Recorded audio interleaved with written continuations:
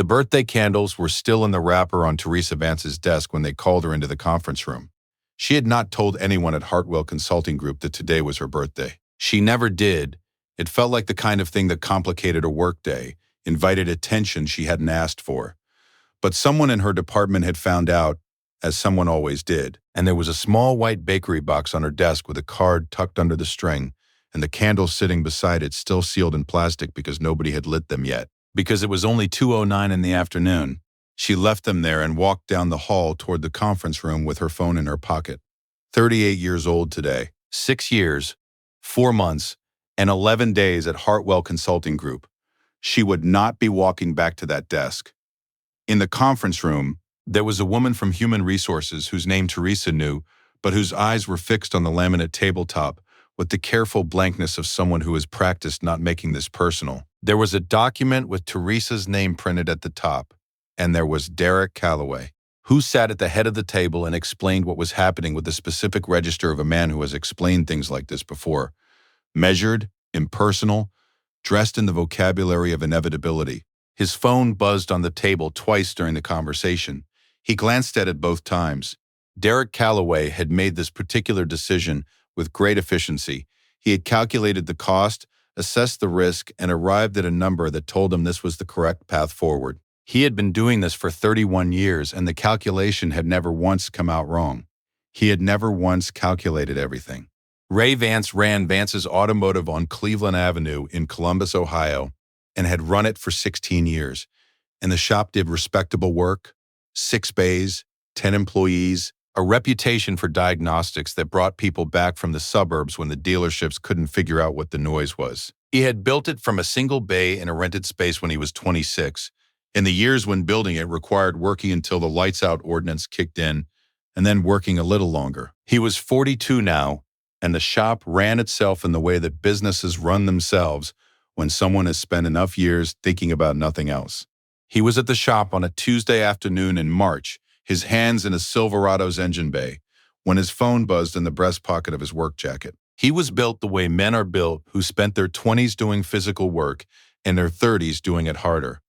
Broad, unhurried, with hands that showed a lifetime of knowing the difference between force and precision. His work jacket had grease on the left sleeve that had been there long enough to become part of the fabric. The cut on the hook by the bay door was not visible from the street and was not intended to be, which was consistent with how Ray Vance generally operated. He had been chapter president for 7 years, and he wore it the way he wore most things, which was without requiring anyone to take notice. He coached youth baseball on Thursday evenings. He knew the name of every kid in his nephew Jonah's 3rd grade class because Jonah talked about school the way kids talk about the things that constitute their whole world, and Ray had listened to all of it. He had been, for 3 years, the most reliable male presence in Maya and Jonah's lives, which was a role he had not applied for and had not discussed with Teresa, but had simply arrived at by being present when he was needed, which was how he arrived at most things. He pulled the phone from his pocket. He looked at the screen. He handed the timing gun to his technician, wiped his hands on the rag from his back pocket, and walked to the quieter end of the parking lot. He had a memory that he did not bring out often, of a Tuesday afternoon in November when he was 15 years old and his mother came home from the factory on Morse Road carrying a cardboard box with her personal items in it, a photograph of Ray and Teresa, a coffee mug, a small calendar with appointments she would never make, and she had set the box on the kitchen table and not said anything about it because she was waiting until she thought the kids were asleep. He had heard her through the wall. He was 15, and he could do nothing about it, and the sound of her through the wall had gone into him somewhere and stayed there. He had never told Teresa this was why he answered the way he always answered. He just answered. Before we get to that call, hit subscribe and drop your city in the comments right now.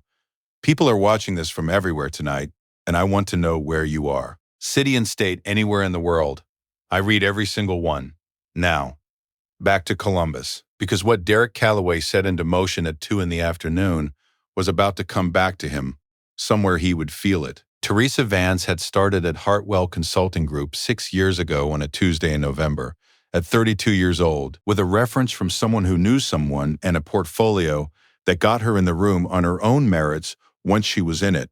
She was a project manager, then a senior project manager, Then the person her team called when a client was difficult, and the deadline was 3 days away and the previous version of the deliverable had been rejected. She was good at the specific kind of calm that a room full of stressed people needs from one person, which is the calm that does not pretend things are fine, but insists that things can be managed.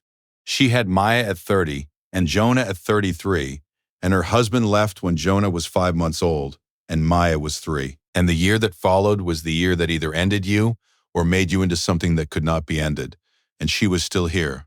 She had a mortgage on a 2-bedroom house in Westerville. She had a car payment and a school tuition and a grocery budget she kept in a small notebook in her purse, not because she enjoyed keeping a grocery budget, but because the math required it. She had been told by her direct supervisor, a man named Keith Abrams, who she trusted, that she was on the manager track and that the review in April would formalize it. She had not been told that Derek Calloway had made a different decision in February. She kept a photograph of Maya and Jonah tucked into the corner of her monitor, turned at a slight angle, not facing outward, so she could see it from her chair, but someone walking past would only catch the edge of it. Her private thing, Maya at 10, Jonah at 7, both of them squinting into the sun on a Saturday at Antrim Park, laughing at something Ray had said right before she took the picture. She left the photograph on the monitor when they called her in, because you don't take a photograph off your wall when someone asks you to come down the hall for a meeting. She walked past the birthday candles still in their wrapper. She did not look back. Derek Calloway was 51 years old, and he had been the CEO of Hartwell Consulting Group for 9 years, and he had arrived there by way of 2 previous C-suite roles and a business school pedigree that certain people in Columbus found relevant and certain other people found exactly as relevant as it deserved to be. He was trim and gray at the temples in the way of men who have personal trainers, and he wore confidence the way other men wear aftershave, an ambient, unquestioned constant. He had the specific quality of a man who had spent his professional life inside institutions that confirm his judgment, which is that his judgment had become indistinguishable from fact. The decision about Teresa Vance had been made in February. His head of operations, a man named Curtis Brand, who was the former brother-in-law of Calloway's college roommate, needed a role. Creating that role required eliminating an existing one. The existing ones were assessed. Teresa Vance's was identified as the path of lowest resistance. Her documentation was not as thorough as it should have been. An HR shortcut that Calloway had directed in the name of efficiency 18 months ago, which now became, retroactively, a performance record. She was a single mother with 2 children, which meant litigation costs would weigh heavily against whatever settlement made her go away. And she had been, until this moment, the kind of employee who did her work without making noise about it, which was in Calloway's calculation, a reliable indicator that she would continue not making noise about it. He had looked at the date of the termination meeting and noted briefly that it was her birthday. He had scheduled the meeting anyway. The fiscal quarter was the fiscal quarter. He sat at the head of the conference room table and explained what was happening, and he used the word transition 4 times. He did not look directly at Teresa during any of the 4 times. He looked at the document. He looked at his HR representative. When his phone buzzed the second time, he looked at that too. He did not ask about her children. He did not ask about her plans. He was finished in 14 minutes, and he had a 3 o'clock with the acquisitions committee. Teresa walked back down the hallway. She looked at the birthday candles in the wrapper. She picked up the photograph from the corner of her monitor, and she held it for a moment. Maya and Jonah squinting in the sun, Ray somewhere just outside the frame, and then she put it in the inside pocket of her jacket, close to her chest. And she walked to the elevator, and she pressed the button for the parking garage, and she stood with her back against the elevator wall and looked at the ceiling and breathed in for 4 and out for 4, the way she had taught herself years ago in a different crisis and had not stopped needing since. She got to her car. She sat in the driver's seat, and she stared at the concrete wall in front of her. Then she called Ray. She was holding it together, and she was not quite holding it together, and Ray listened to all of it without interruption, in the way that he had, that particular quality of silence, attentive and still. That made people say things they hadn't planned to say because the silence had room for it. She told him what Calloway had said. She told him about the birthday candles. She told him about the 14 minutes and the phone that buzzed twice and the 4 times he said transition without looking at her. She told him the mortgage was due Friday. She told him she was supposed to pick up Maya in 40 minutes and she didn't know how she was going to sit in that car line. Ray listened to everything. When she was done, he said, "I'm going to come get Jonah from after school. You take the car line, then come to the house." "Okay," she said. He asked her 2 questions about the HR process. The specific ones, the ones about documentation and whether she had signed anything in the conference room. She had not signed anything. He told her not to sign anything. Then he asked her one more question. He said, "Does Calloway know who your brother is?" She was quiet for a moment. "I've never mentioned you at work," she said. He said, "Good." He hung up. He wrote down the name of the hotel where Calloway's charity gala was being held that evening. Hartwell's quarterly social event. The one that mattered to Calloway in the specific way that things matter to people for whom other people's opinions are a primary resource. An acquaintance had mentioned it to Ray 2 weeks ago, having seen the invitation at a client's office.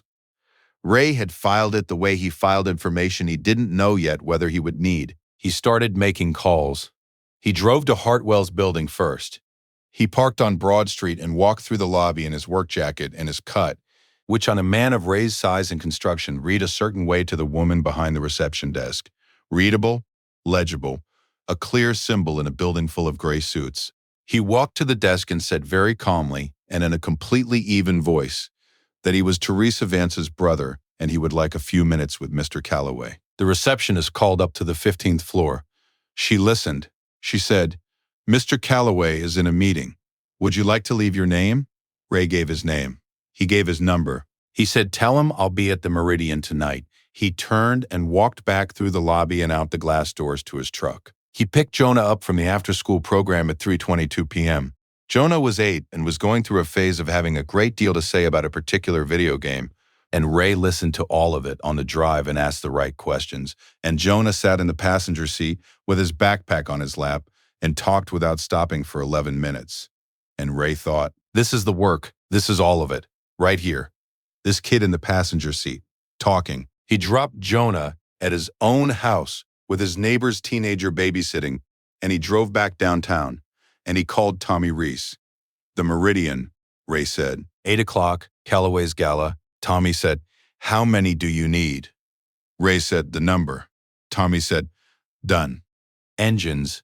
They began arriving at the Meridian Hotel on Gay Street at 7:40 p.m., 20 minutes before Derek Calloway's car was scheduled to pull up to the entrance, and they came the way they always came, with the kind of organization that makes people who don't know the culture assume there must have been months of planning, when in fact there were 4 hours and 1 phone call, and the specific efficiency that exists in groups where people trust each other completely. 183 motorcycles. They lined the block on Gay Street and the adjacent lot on 3rd and the far side of the hotel entrance. And when the last engine cut out the silence on that block in downtown Columbus, was something the valets and the arriving donors and the hotel manager who had come to the door felt before they understood it. Not a threat, not a mob. 183 people who had come to be present at a specific place, at a specific time, and who required nothing from the people entering the hotel except to be seen. Tommy Reese was the first off his bike. He was 48 years old and ran a trucking company in Worthington, and had been Ray's vice president for 4 years. And he walked to the street corner where Ray was standing, already there, his work jacket traded for the cut alone over a clean shirt. "You made it," Ray said. "Where else would I be?" Tommy said. They stood on the corner together and they watched the arriving guests, board members, hospital administrators, business journal editors, the kind of people who constitute a CEO's social ecosystem, and whose regard constitutes his actual currency. Every one of them walked past 183 motorcycles, and the people who sat on them, and every one of them looked, and some of them looked twice, and none of them had an explanation to offer each other when they arrived inside. Derek Calloway's car pulled up at 8:04 p.m. He got out on the hotel side, and the driver closed the door behind him. And Calloway straightened his jacket and looked up at the Meridian entrance, and then, slowly, looked at the street. He looked at 183 motorcycles for a long moment. He looked at the man in the cut standing on the corner, who was looking back at him. Ray did not say anything. He did not move toward Calloway. He simply stood there on the corner of Gay Street and let the man calculate what he was looking at. Calloway was a man who was good at calculations. This one did not take long. He went inside. A labor attorney named Sandra Yee, who had represented chapter members in workers' compensation cases for 11 years and took pro bono employment cases when she believed in them, made her first call to Hartwell's general counsel's office at 9 o'clock Wednesday morning.